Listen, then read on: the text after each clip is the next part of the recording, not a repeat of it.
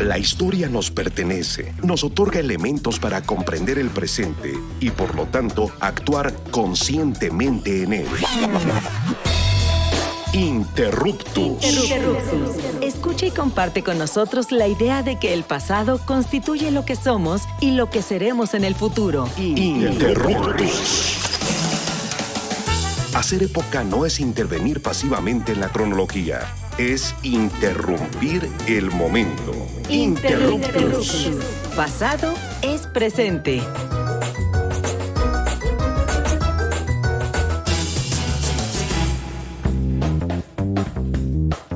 Hola, ¿qué tal? Buenos días, buenas tardes, buenas noches. Les damos la bienvenida a Interruptus Pasados Presente, su programa de divulgación y reflexión sobre la historia.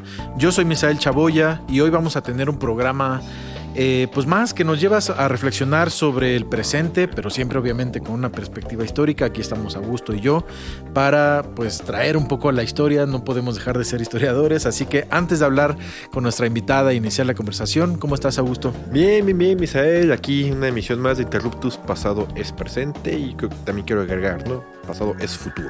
Ándale. Y saludando a Carla Mote, que sí, pues hoy no pude estar otra vez, ¿no? Pero la saludo a distancia. Carla, ojalá que estés pronto con nosotros y compartamos nuevamente los micrófonos y esas charlas tan amenas, ¿no? Que siempre sí, nos hace falta su voz por aquí en Interruptos, pero pues ojalá esté con nosotros hace pronto. Falta la voz de la elocuencia en este programa. Exactamente.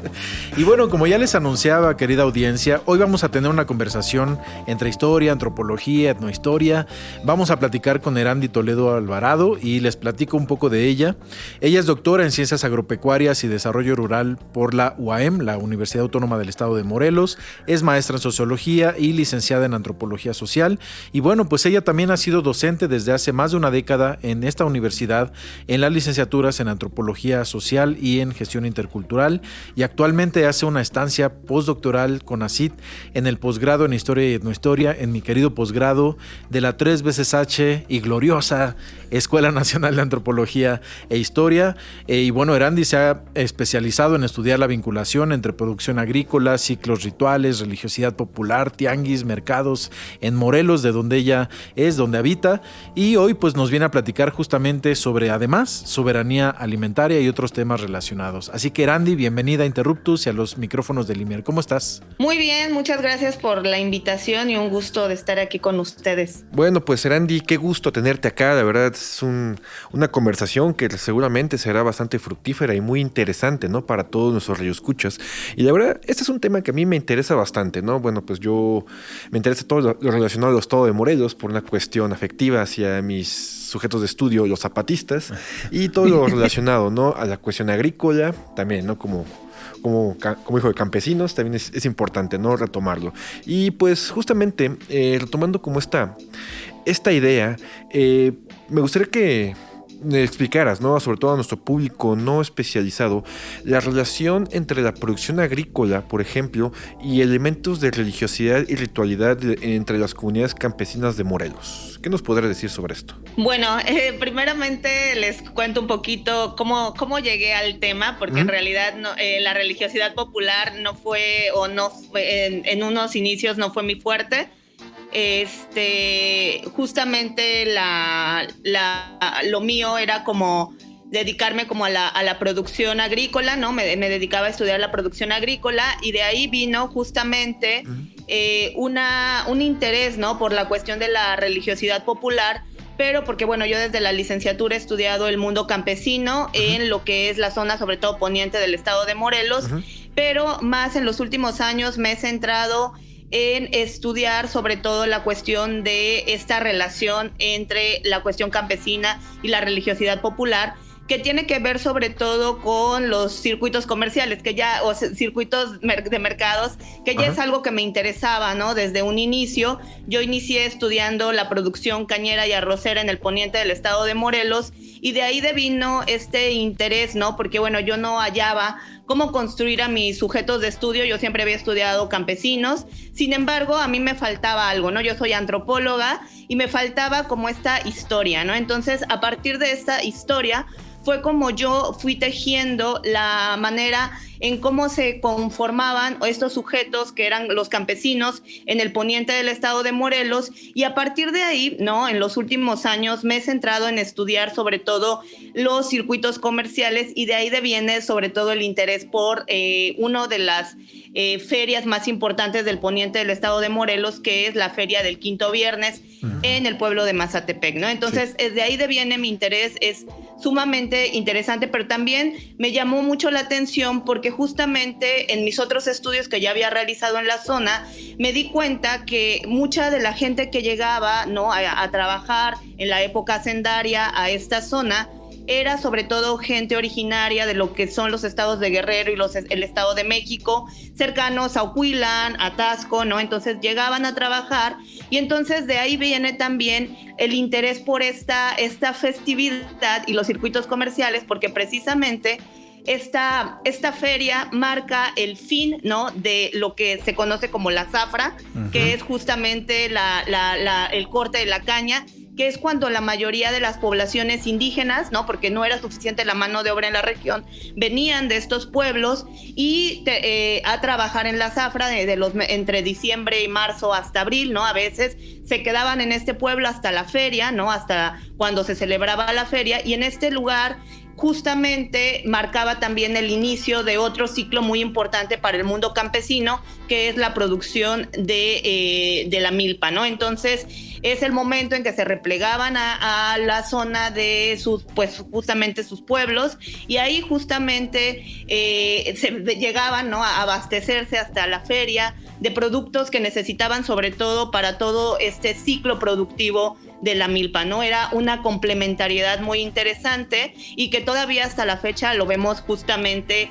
ya no tal vez tan marcada, pero sí marca un ciclo ritual muy importante en todo lo que es el poniente de Morelos, y igual en otros casos vemos, ¿no? También como la de Tepalcingo, por ejemplo, ¿no? Es otro de los santuarios más importantes en Morelos. Sí. Claro, y bueno, quizá desde la mirada actual, pues solemos pensar como en estas divisiones administrativas, políticas, en donde pues el estado de Morelos termina obviamente en sus límites, pero por supuesto que hay una vinculación muy fuerte con otras zonas, incluso todo este corredor de cañaverales que pues se conecta con Puebla, se conecta con otras partes del país, tiene una vinculación, como tú ya nos lo dices, a través del trabajo en la zafra o en los cañaverales, pero también creo que es muy importante, y me gustaría que nos platicaras sobre pues cómo se articula justamente, ya nos empezabas a platicar un poco sobre los mercados regionales, sobre las rutas comerciales, cómo se da esta movilización de la producción de Morelos hacia afuera del estado, pero al mismo tiempo cómo Morelos es receptor a su vez de otro tipo de producciones que se hacen pues en Puebla, en el Estado de México, como lo decías tú, en Guerrero, o incluso con el sur de la Ciudad de México, en las regiones de Milpa Alta, de Tlalpan. Habría por supuesto una vinculación ahí agrícola, o por lo menos de comunidades que tienen una vinculación histórica de hace siglos. Sí, no, justamente como tú lo dices, hay una vinculación histórica donde, bueno, yo rastreaba productos, pero dentro de los productos que rastreas, productos agrícolas, te das cuenta que hay un ir y venir de personas, ¿no? Ya hay una historia, nosotros en el estado de Morelos tenemos una historia muy ligada a una serie de migraciones. Bueno, hay que también señalar que el estado de Morelos pues tiene unas condiciones naturales que han propiciado una dinámica agrícola muy particular, sobre todo, bueno, recordemos que aquí formó parte del Marquesado del Valle de Oaxaca, ¿no? Se formaron las grandes haciendas azucareras, pero también haciendas que se dedicaban a la producción de arroz, por ejemplo, también es un producto muy importante en la época hacendaria, ¿no? Y que nos habla de movimientos sociales, por ejemplo, el jaramillismo, ¿no? Entonces, vamos viendo, ¿no? Que hay justamente una serie de movimientos sociales muy ligados a la producción agrícola en el estado de Morelos, pero también justamente dentro de esta producción agrícola, ¿no? Hay una historia también de una complementariedad ecológica muy importante entre diversas regiones de lo que es fuera del estado de Morelos y dentro del estado de Morelos, ¿no?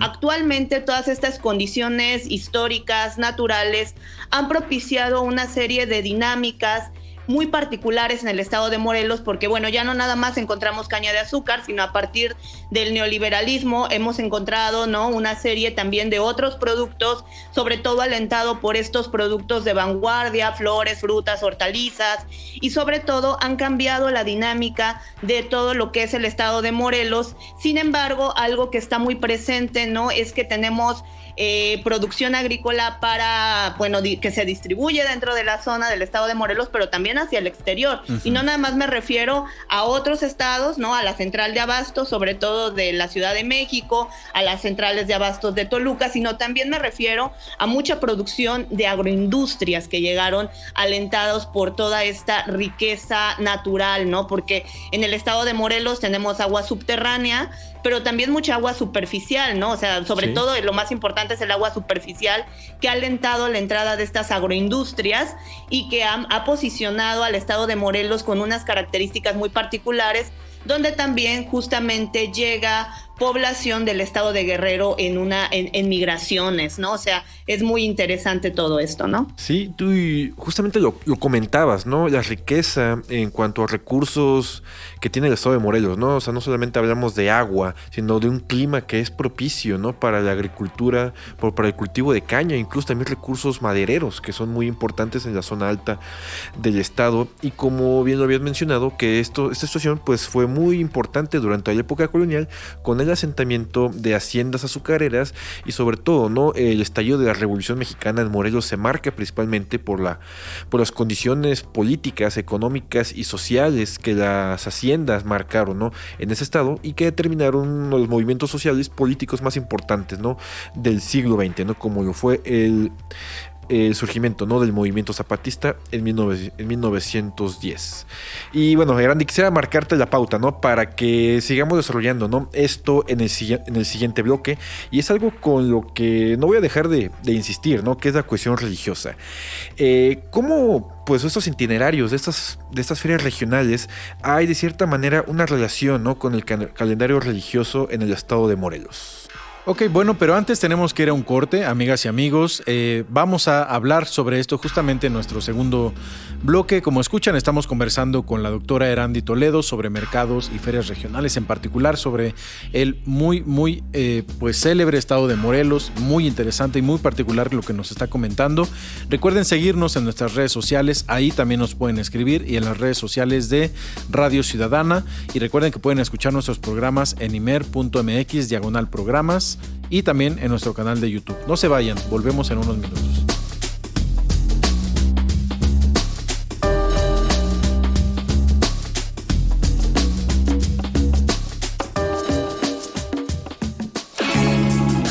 La historia es nuestra, porque la hacemos todos los días. En un momento continuamos. Interruptus. Pasado es presente.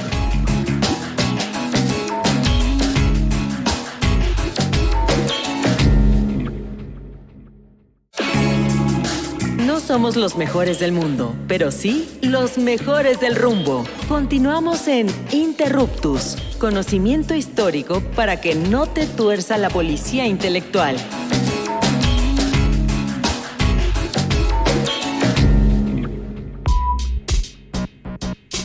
Amigas y amigos de Interruptus, regresamos al segundo bloque de nuestro programa.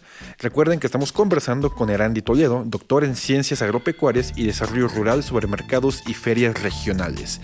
Y pues bueno, retomando un poquito de lo que comentábamos en el bloque anterior, Erandi, pues ¿qué nos podrás decir precisamente, ¿no?, sobre los itinerarios de las ferias regionales y las relaciones, ¿no?, con los calendarios religiosos, ¿no?, en el estado de Morelos? Pues bueno, sobre todo quiero mencionar que en el estado de Morelos tenemos dos ferias muy importantes, ¿no? Dos festividades muy importantes que están relacionadas sobre todo con lo que es la Semana Santa, pero que también marcan, como ya lo había señalado, pues los inicios de los trabajos en la milpa, y en el estado de Morelos el fin, ¿no?, el fin de la cosecha en lo que es el estado de Morelos. Y tenemos sobre todo aquí dos fiestas muy importantes. Uno es la de Tepalcingo y otro es la de la Feria del Quinto Viernes en Mazatepec, que está en el poniente de Morelos. Y precisamente son unas festividades muy importantes, no sin dejar de lado que en el estado de Morelos también tenemos otras festividades de suma relevancia, que son aquellas justamente relacionadas con los santos patronos, ¿no? Sin embargo, las que marcan sobre todo la cuestión de el inicio o el fin de la cosecha, ¿no? Son sobre todo estas ferias de Cuaresma. Pero también aquí cabe destacar algo muy importante, ¿no? Estas ferias o estas fiestas, ¿no? Llevan años realizándose, ¿no? Llevan siglos realizándose y sobre todo son espacios no nada más de comercialización de productos, sino también son espacios donde se recrea la cultura cotidianamente y se recrea la identidad de los distintos pueblos que conviven, ¿no? Directamente en todas estas festividades, porque, bueno, algo muy interesante en todo esto y que lo he visto más, sobre todo desde los estudios etnográficos que yo he realizado, es la importancia que tiene para estas poblaciones venir, no a visitar al santo nada más, ¿no? No a visitar al Cristo, no a visitar a una Virgen, sino a visitar sobre todo a todas aquellos relaciones de parentesco que fueron tejiendo a través de una serie de años, de tiempo, de visitas, y que cotidianamente cuando se realizan todos estos ferias o se hacen estos tianguis, se reavivan, y esto tiene que ver mucho con toda una identidad de toda la zona de los pueblos, no nada más del poniente, sino también de los pueblos del estado de Morelos, que nosotros pensaríamos que están arbitrariamente divididos, ¿no? Por una condición estatal, ¿no? Que llegó a partir de una serie de procesos históricos, ¿no? Donde llegó la colonia, ¿no? Y luego vemos la formación de los estados nacionales, y entonces estos pueblos quedan en distintos estados, ¿no? Del estado de la República Mexicana, perdón, pero que mantienen relación a través de la religiosidad popular, porque a lo mejor ya la producción agrícola ya no es lo que los está relacionando, pero sí es la religiosidad popular, ¿no? Claro, y fíjate que en esta situación en la que pues esa religiosidad popular parece que ya no es uno de los elementos de aglutinación cultural, social, finalmente, bueno, se va a ir sustituyendo con estas relaciones familiares en donde las fronteras estatales no existen, y eso es justamente algo bien interesante. Pero a mí me gustaría preguntarte sobre una cuestión que me parece, bueno, pues lo tengo muy claro, que es algo que tú estás trabajando, y me parece que es el tema con el que podemos ir cerrando en los siguientes minutos este programa, que tiene que ver con cómo entender estos mercados, estas ferias regionales, inclusive, no sé, tú nos dirás, los tianguis que aparecen por ahí también y que van itinerantes, como estos mercados itinerantes a lo largo y ancho de los estados, incluso de fuera y dentro de Morelos. ¿Cómo esto se relaciona con la soberanía alimentaria? Que es un tema muy importante y que obviamente tiene que ver con la propia reproducción cultural de los pueblos campesinos e indígenas de Morelos. Bueno, primeramente, antes de que nada, ¿no? Yo parto de la idea de la soberanía alimentaria porque es algo que yo creo que se contrapone a lo que el Estado ha venido manejando a través de políticas estatales como la seguridad alimentaria, ¿no?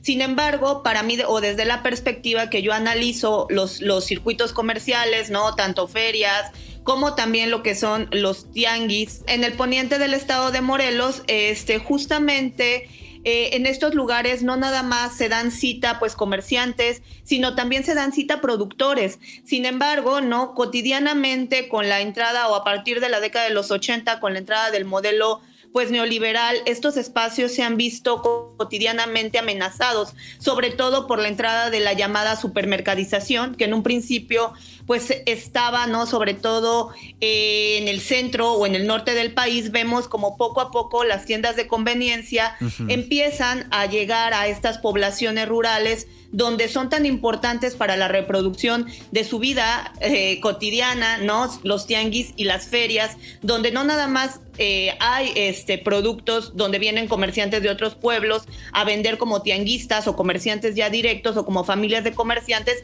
sino que están productores directamente relacionados en estos espacios y donde poco a poco han ido replegándose porque la producción ya no es suficiente y ya no hay apoyos al campo, ¿no? Sí. Entonces, pues justamente es desde esta perspectiva que yo analizo los mercados y los tianguis, ¿no? Yo entiendo mercados, ¿no? En general como estos circuitos comerciales, tanto ferias como los tianguis regionales que se llevan semana a semana a cabo en esta zona, ¿no? Y Erandi, ya digamos para ir cerrando, ¿no?, nuestra emisión del día de hoy, y quisiera hacerte una pregunta pues que yo considero que es muy importante, ¿no? Sobre todo ahora que estamos hablando sobre la cuestión de soberanía alimentaria, una cuestión que es completamente importante discutir, sobre todo a partir de las condiciones que actualmente enfrenta el estado de Morelos, ¿no? Llámese crimen organizado, el turismo, la agroindustria, los megaproyectos.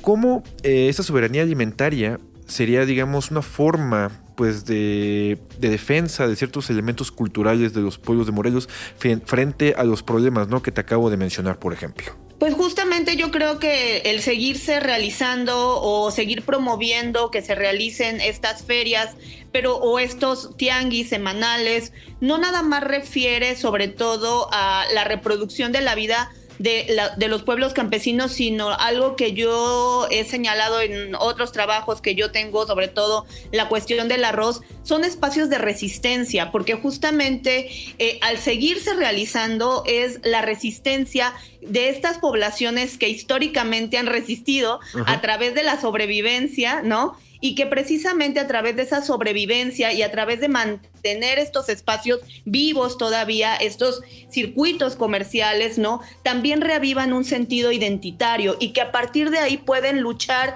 y pueden resistir a los embates de la modernización, como tú lo dices, llámese gentrificación, llámese turismo, ¿no?, que en el estado de Morelos esto de los pueblos mágicos es más que un bien, es un mal, ¿no? Y que precisamente pone en riesgo porque justamente se da el encarecimiento de la canasta básica, y estos lugares es los lugares donde la gente cotidianamente se abastece de sus alimentos en fresco, y que justamente si llega otra empresa o llegan empresas transnacionales o algunas cadenas de tiendas de autoservicio, pues justamente ponen en riesgo pues todo lo que es los sistemas culturales y productivos de la zona, ¿no? Y fíjate que ahora que lo comentas de esta manera, pues haciendo un ejercicio justamente de una perspectiva histórica, diacrónica, nos permite entender que inclusive pues las comunidades campesinas e indígenas de Morelos pues han estado resistiendo por siglos, ¿no? Han estado resistiendo primero en la época colonial como comunidades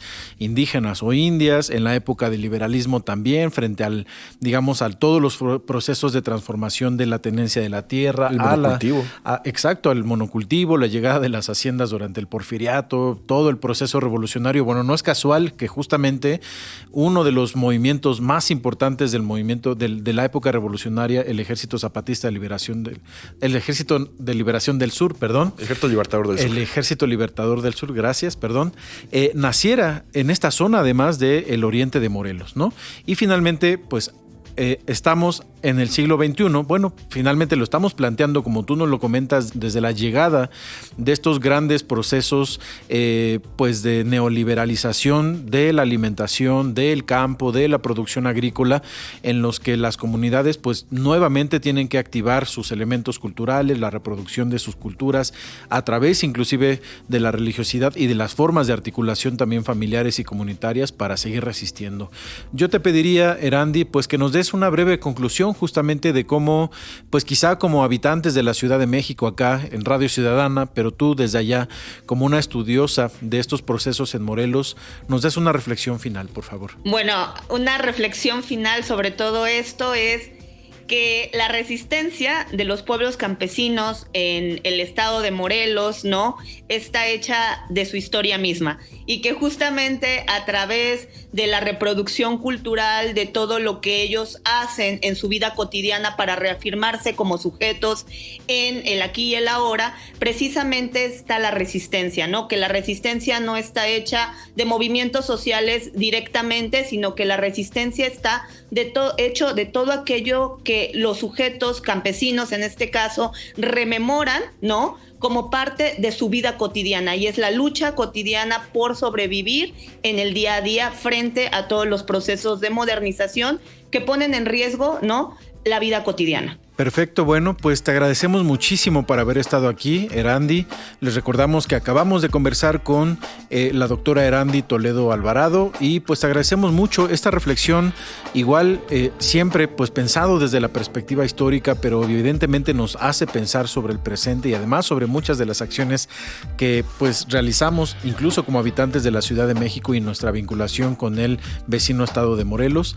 Te agradecemos mucho, Erandi, por haber estado en los micrófonos del Instituto Mexicano de la Radio y por supuesto de Interruptus. Muchas gracias a ustedes por la invitación. Bien, y bueno, pues le agradecemos también, como siempre, al Instituto Mexicano de la Radio por el espacio, pues que es público, y en particular a Edgar Zárate, que estuvo en los controles técnicos, y a nuestro productor estrella. Gracias por la realización de este programa. Él es Hernán Nájera y les invitamos a participar con sus preguntas, comentarios a través de las redes de Radio Ciudadana y a través de las redes también de Interruptus, y por supuesto escuchar nuestros programas previos y todos nuestros programas los lunes en punto de las 4 p.m. en 1350 de AM y en la página www.imer.mx/programas y por supuesto también en el canal de YouTube de Interruptus Radio.